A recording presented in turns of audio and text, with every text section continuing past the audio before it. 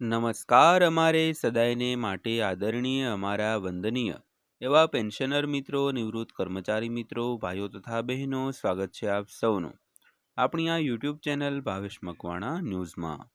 તો પેન્શનર મિત્રો, આજ બપોરના પેન્શન સમાચારમાં આપણે વાત કરવાના છીએ નિવૃત્ત પેન્શનરોના તબીબી ભથ્થા અને ડીએ વધારાને લઈને. આજ તારીખ 6/8/2026ની બપોરે જ આવી છે એક લેટેસ્ટ અપડેટ.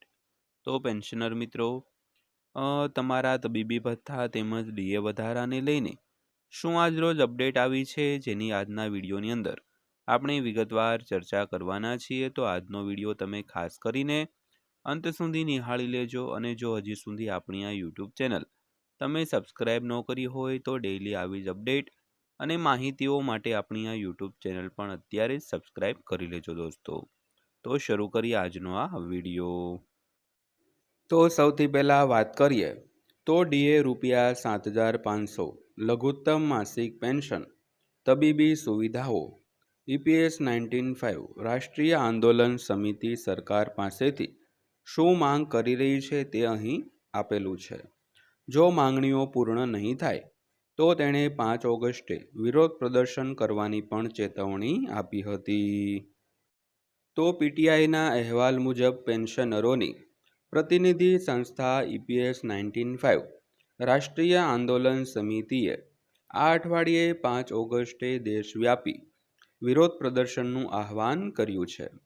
જો સરકાર લઘુત્તમ માસિક પેન્શન ₹7,500 અને અન્ય લાભોની માંગણીઓ પૂર્ણ કરવામાં નિષ્ફળ જાય તો તેની પ્રેસ રિલીઝ મુજબ સમિતિ કચેરી પેન્શન યોજના એટલે કે EPS હેઠળ લઘુત્તમ માસિક પેન્શન વર્તમાન ₹1,000થી વધારીને ₹7,500 કરવા માંગે છે.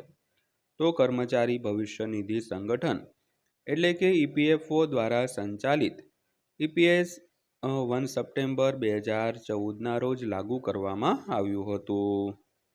તો સૌથી પહેલાં વાત કરીએ તો EPS 19/5 રાષ્ટ્રીય આંદોલન સમિતિની માંગણીઓ વિશે. તો નિવેદન મુજબ મુખ્ય માંગણીઓ નીચે મુજબ છે. સૌથી પહેલી, લઘુત્તમ માસિક પેન્શન વધારીને ₹7,500 કરવું, તેમજ મોંઘવારી ભથ્થું એટલે કે ડીએ પૂરું પાડવું. ત્યારબાદ પેન્શનરો અને તેમના જીવનસાથીઓને મફત તબીબી સુવિધાઓનો વિસ્તાર કરવો. અને ચોથું, સુપ્રીમ કોર્ટના ચુકાદાઓ અનુસાર લાયક નિવૃત્ત લોકોને ઉચ્ચ પેન્શનના લાભ મળે તે સુનિશ્ચિત કરવું. તો પોતાની માંગણીઓ રજૂ કરતા સમિતિએ નોંધ્યું હતું કે આ એવા કામદારો છે જેમણે દેશના ઔદ્યોગિક અને આર્થિક વિકાસ માટે દાયકાઓ સેવા આપી છે અને નિવૃત્તિ આવકને પાત્ર છે, જે નાણાકીય સુરક્ષા અને ગૌરવપૂર્ણ જીવન સુનિશ્ચિત કરે છે. તો ₹7,500 લઘુત્તમ પેન્શનની માંગ ખાસ સારવાર માટે નથી, પરંતુ સામાજિક સુરક્ષાના મૂળભૂત ધોરણ માટે છે, નિવેદનમાં તેવું ઉમેરવામાં આવ્યું હતું.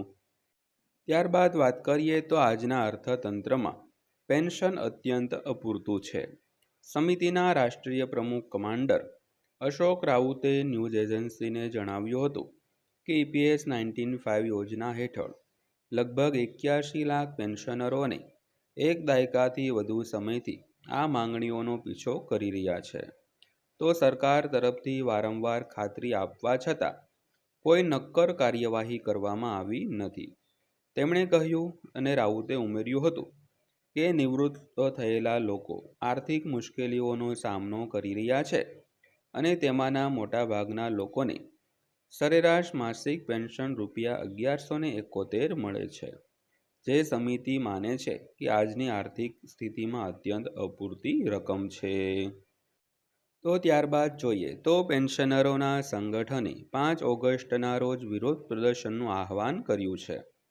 તો નિવેદનમાં કહેવામાં આવ્યું છે કે હજારો પેન્શનરો EPS 19/5 હેઠળ આવરી લેવામાં આવ્યા છે અને તેઓ પેન્શન સુધારા માટેની તેમની લાંબા સમયથી પડતર માંગણી સાથે રાષ્ટ્રવ્યાપી વિરોધ પ્રદર્શનના ભાગરૂપે 5 ઓગસ્ટના રોજ રાષ્ટ્રીય રાજધાની નવી દિલ્હીના જંતર મંતર ખાતે એકઠા થશે તેમજ નિવેદનમાં ઉમેરવામાં આવ્યું છે કે વર્ષોથી રજૂઆતો, શાંતિપૂર્ણ વિરોધ અને સરકારને અપીલો કોઈપણ અર્થપૂર્ણ નીતિગત નિર્ણયો લેવામાં નિષ્ફળ ગઈ છે. તો આ પ્રદર્શનને આખરે કહેવામાં આવ્યું છે. સમિતિના મતે જો સરકાર તેમની માંગણીઓને અવગણવાનું ચાલુ રાખશે તો આત્મદાહ અને તેમનો છેલ્લો ઉપાય હશે દોસ્તો. તો ત્યારબાદ વાત કરીએ તો માંગણીઓ પ્રત્યે સરકારનો શું પ્રતિભાવ રહ્યો છે. તો સંસદમાં EPS 1905 રાષ્ટ્રીય આંદોલન સમિતિની માંગણીઓનો સ્વીકાર કરતા શ્રમ અને રોજગાર રાજ્યમંત્રી શોભા કરંદલાજાએ 20 જુલાઈના રોજ લોકસભામાં એક લેખિત જવાબમાં જણાવ્યું હતું કે ઘણા હિસ્સેદારોએ પેન્શન વધારાની વિનંતી કરી હોવા છતાં હજુ સુધી આ બાબતે કોઈ નિર્ણય લેવામાં આવ્યો નથી. કરંદલાજાએ જણાવ્યું હતું કે કર્મચારીઓની પેન્શન યોજના એટલે કે EPS 1905 હેઠળ લઘુત્તમ પેન્શન હાલના ₹1000 પ્રતિ માસથી વધારવા માટે ટ્રેડ યુનિયનો અને જનપ્રતિનિધિઓ સહિત વિવિધ હિસ્સેદારો તરફથી રજૂઆતો પ્રાપ્ત થઈ રહી છે. ત્યારબાદ અંતમાં વાત કરીએ તો લાખો વૃદ્ધ પેન્શનરોની માંગણી પર કેન્દ્ર ક્યારે અંતિમ નિર્ણય લેશે તે અંગે પૂછવામાં આવતા મંત્રીએ કહ્યું છે કે સરકાર EPFO સભ્યો માટે સામાજિક સુરક્ષા કવરેજને મજબૂત બનાવવા માટે પ્રસિદ્ધ છે, પરંતુ કોઈપણ નિર્ણયમાં પેન્શન ફંડની ટકાઉપણું અને ભવિષ્યની જવાબદારીઓને ધ્યાનમાં લેવી પડશે. તો સરકાર EPFO યોજનાઓના સભ્યોને મજબૂત સામાજિક સુરક્ષા કવરેજ સુનિશ્ચિત કરવા માટે પ્રસિદ્ધ છે.